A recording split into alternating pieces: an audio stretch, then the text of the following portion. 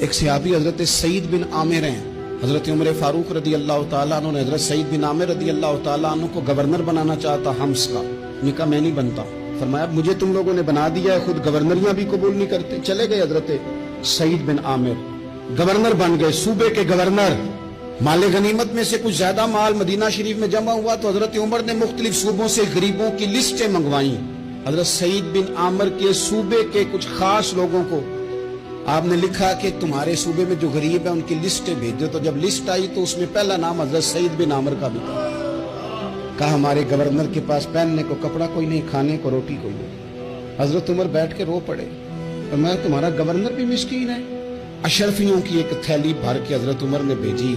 حضرت سعید بن عامر کے پاس جب گئی تو کہنے لگے انا للہ و انا الیہ راجعون. آپ کی اہلیہ کہنے لگی خیریت ہے؟ بلی مانس دیکھنا میرے پاس دنیا آ گئی ہے، میں نے تو جان چھڑائی تھی اس سے، کہ میرے پیچھے بھاگتی ہے. حضرت سعید بن عامر نے سارا مال وہیں اللہ کے حضور خیرات کر دیا.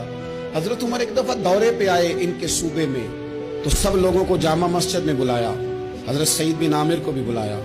ابن الجوزی لکھتے ہیں کہ حضرت عمر نے فرمایا لوگوں تمہیں اپنے گورنر سے کوئی شکایت تو نہیں؟ تو لوگوں نے کہا 4 شکایتیں. ایک تو ہمارے گورنر صاحب جب شروع میں آئے تھے تو فجر کی نماز کے بعد ہی آ کے لوگوں کے بیچ بیٹھ جاتے تھے. اب اشراق چاشت کے وقت آتے ہیں، سورج پورا طلوع ہو جاتا ہے تو حضرت سعید بن عامر رضی اللہ عنہ آتے ہیں. اور دوسری شکایت یہ ہے کہ صرف دن میں ملتے ہیں، رات کو ملتے ہی نہیں. اور تیسری شکایت یہ ہے کہ ہفتے میں ایک پورا دن ہوتا ہے ملاقات ہی نہیں کرتے. اور چوتھی شکایت یہ ہے کہ کبھی کبھی بیٹھے بیٹھے رونے لگتے اور بے ہوش ہی ہو جاتے ہیں. آپ نے ایسا شخص گورنر بنا دیا جو دیوانہ ہے. حضرت عمر نے بلا لیا، قریب بیٹھے تھے، کہا دے سوالوں کے جواب. گردن جھکی ہوئی ہے. عرض کرنے لگے امیر المومنین میں نے تو پہلے ہی کہا تھا میں گورنری کے قابل نہیں. فرمایا اب تو منصب تمہارے پاس ہے، تمہیں جواب تو دینا ہے. حضرت سعید بن عامر کہنے لگے حضور 4 میرے ساتھ مسئلے ہیں. فرمایا کون سے؟ حضرت سعید بن